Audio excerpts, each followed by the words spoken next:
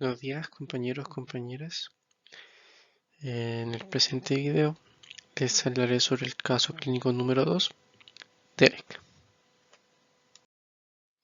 Como antecedentes del caso, Derek es un paciente masculino de 60 años con hipertensión arterial, diabetes mellitus, que se presenta con fiebre, disnea, ortopnea, disnea paroxítica nocturna, con una clase emocional tipo 3 y edema de miembros inferiores. A los 5 días posteriores presenta también disnea en reposo y se ingresa con un diagnóstico de edema agudo de pulmón, normotenso, febril, taquicárdico con una ingurgitación yugular, estertores basales bilaterales escasos, ruidos cardíacos rítmicos, soplos aórticos holodiastólicos, soplo holosistólico en foco mitral y tricúspido, además de un edema de extremidades inferiores. Bueno, algunas definiciones del caso. De sus antecedentes podemos decir que la clase funcional tipo 3 es dada por la New York Heart Association y esta define una marcada limitación de la actividad física con unos confortables en reposos, una actividad física menor que la ordinaria ocasiona una fatiga, ocasiona palpitaciones, disnea y dolor anginoso. Los estertores basales bilaterales corresponden a pequeños ruidos chasqueantes que se escuchan en la inhalación cuando el aire abre los espacios aéreos cerrados de los pulmones. Y los soplos corresponden a turbulencias del flujo sanguíneo y son más prolongados que los ruidos cardíacos. En el caso de los soplos holosistólicos, estos ocupan todo el espacio entre el primer y segundo ruido cardíaco y los holodiastólicos ocupan todo el espacio de silencio entre el segundo y el primer ruido cardíaco del siguiente ciclo. El primer examen realizado en Derek corresponde a una biometría hemática. Este examen se centra en examinar y observar la sangre, específicamente los eritrocitos, leucocitos y las plaquetas, evaluando su cantidad. En el caso de los eritrocitos también permite conocer su contenido de hemoglobina. Los resultados para el examen de Derek fueron de leucocitosis y neutrofilia. La leucocitosis corresponde a un aumento anormal de los niveles de leucocitos totales y en el caso de la neutrofilia igual corresponde a un aumento anormal de las cantidades de neutrófilos. Como se ve en esta tabla de aquí, los niveles para una persona de 21 años normales de leucocitos totales corresponden a 7,4 y los de neutrófilos corresponden a 4,4. El segundo examen realizado en Derek fue un hemocultivo, el cual es un método diagnóstico que se realiza para la detección de microorganismos en la sangre y así posteriormente realizar la identificación y la susceptibilidad antimicrobiana. Los resultados de este examen para Derek fueron de Staphylococcus aureus y de Aspergillus spp. El tercer examen realizado en Derek fue un ecocardiograma y este fue el examen definitivo para determinar qué era lo que le ocurría. Este examen se utiliza ondas sonoras para producir imágenes del corazón y permite así ver cómo el corazón late y bombea sangre. Bueno, los resultados para Derek fueron de una endocarditis activa en válvula mitral y aórtica, complicado con absceso periaórtico, insuficiencia aórtica, mitral y tricúspide grave.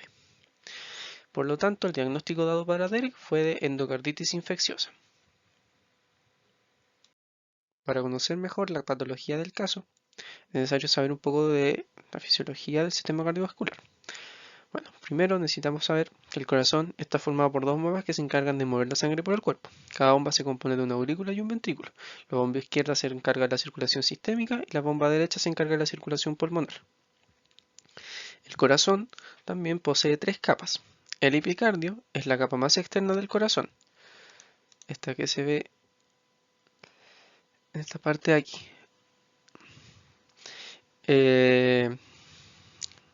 Esta es la lámina visceral del pericardio seroso y está compuesta por las células mesoteliales, el tejido adiposo y tejido conectivo. La segunda capa corresponde al miocardio, este que se ve aquí. El miocardio es la capa muscular del corazón, siendo así la más gruesa, y está compuesta por los cardiomiocitos, que tienen un único núcleo y son los principales encargados de las contracciones. Por lo general el miocardio es más grueso en los ventrículos que en los atrios, ya que estos deben realizar una mayor presión. Y por último encontramos el endocardio. Esta es la capa más interna del corazón, esta de acá, y cubre las cámaras cardíacas, incluyendo las válvulas cardíacas. Tiene dos capas, la primera está formada por células endoteliales y recubre las cámaras del corazón y la segunda es de tejido conectivo subendocárdico.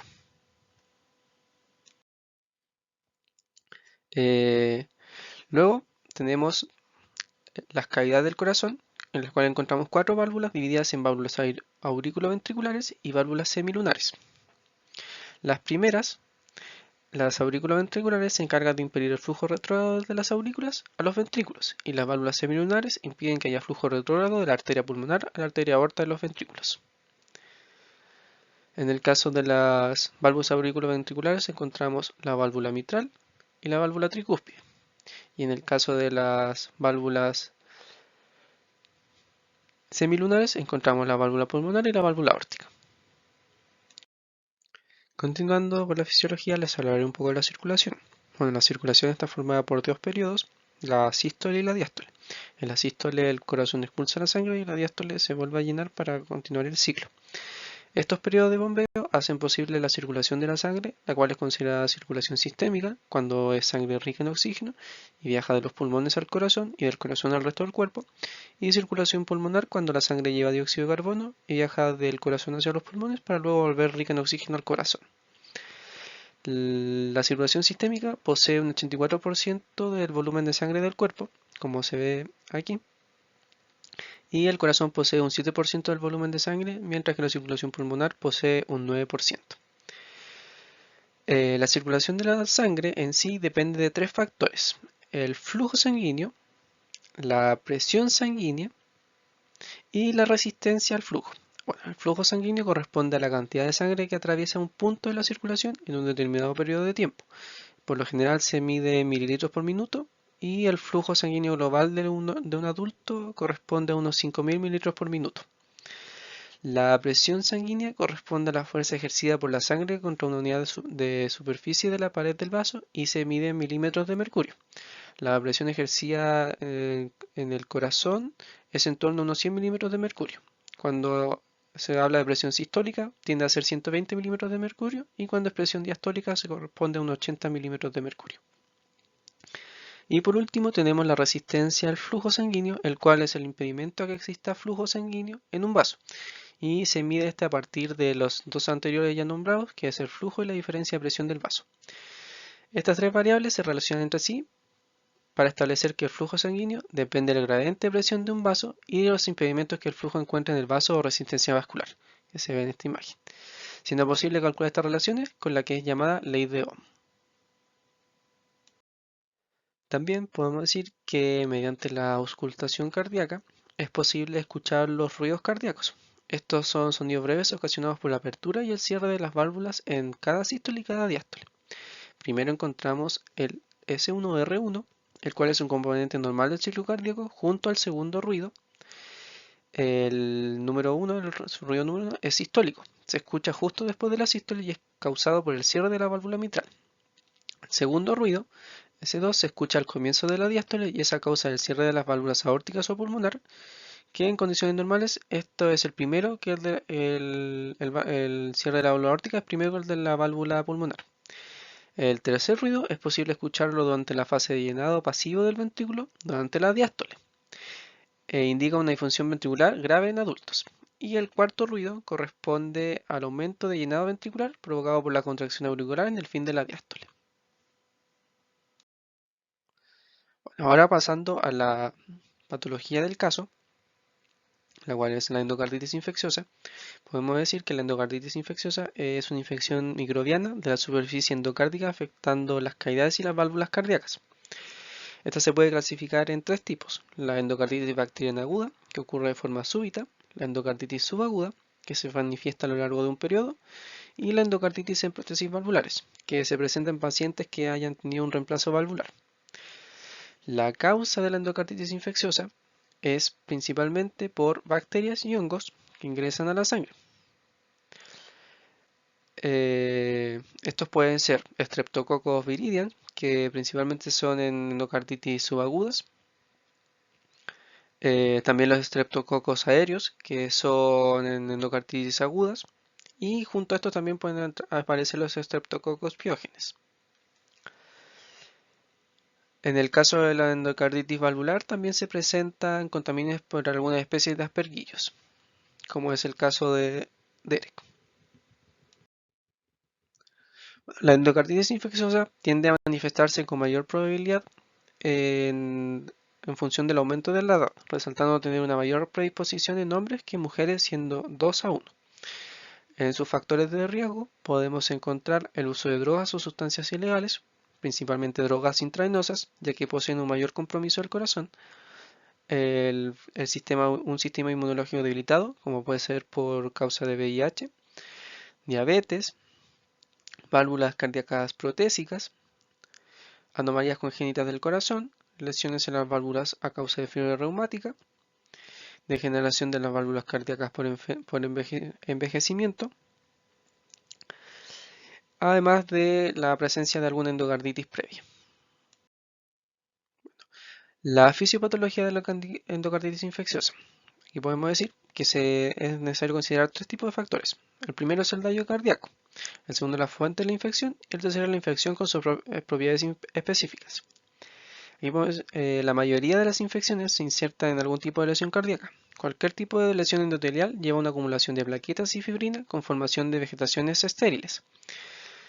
Estas vegetaciones pueden llegar a 3 resultados. El primero es la lisis de esto, segundo es la cicatrización con una organización e incluso una estenosis valvular, y por último una infección llevando a la endocarditis infecciosa.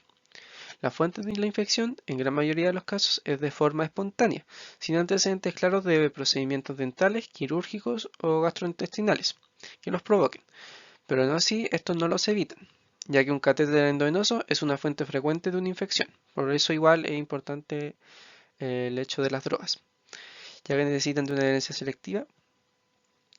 Y respecto a las propiedades de la infección, es necesario señalar que un espectro reducido de gérmenes que producen esta patología, por lo que se debe conocer cuáles son los que vencen las defensas del cuerpo para que éste sea infectado.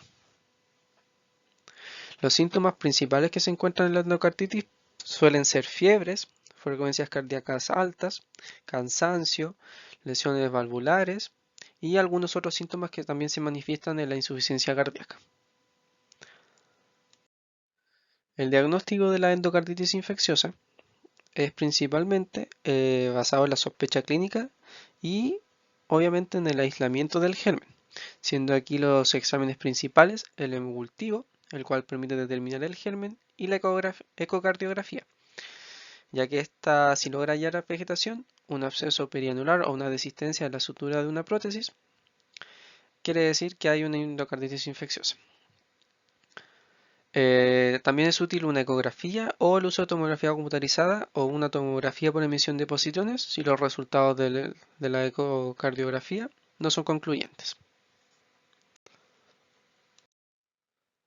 Y el tratamiento de la endocarditis infecciosa puede ser de 2 tipos. Igual depende mucho de la gravedad de la patología. El primer tratamiento corresponde al uso de antibióticos. Estos antibióticos tienen que ser bactericidas y deben ser implementados por vía endovenosa. Por lo general se utiliza la vancomicina solo o junto a gentamicina por un periodo establecido según sea el resultado del hemocultivo y también de la bacteria a la cual hay que atacar. Y el último este último tratamiento de vancomicina fue el que se utilizó para el caso de Derek, que pasó también por una cirugía de sustitución valvular, el cual corresponde al segundo tratamiento. Esto de las cirugías de válvula cardíaca, que esta es realizada simplemente en pacientes con mayor gravedad que se pueden encontrar con insuficiencia cardíaca o con una infección no controlada, o también en pacientes que posean mayor riesgo de embolia. Bueno, como conclusión, puedo decir que la endocarditis infecciosa no es una patología muy común dentro de las existentes en el corazón, pero ocurre, y de forma espontánea. Además, tiende a ser muy grave si no es detectada a tiempo, siendo posible la producción de insuficiencia cardíaca o una embolia por culpa de esta, lo que puede conllevar a un resultado fatal. Aún así, Derek, el paciente de este caso, fue diagnosticado y tratado a tiempo para conseguir una mejoría en su salud, todo gracias al actuar del personal médico y los exámenes del hemocultivo y ecocardiograma, siendo aquí el principal rol del tecnólogo médico, en el caso del laboratorio y banco de sangre, en lograr un hemocultivo certero con las bacterias que afectaban a Derek. Aún así, el tecnólogo médico de imagen también logra aportar mediante tomografías computarizadas o tomografías por emisión de positrones. Muchas gracias. Y aquí está mi bibliografía.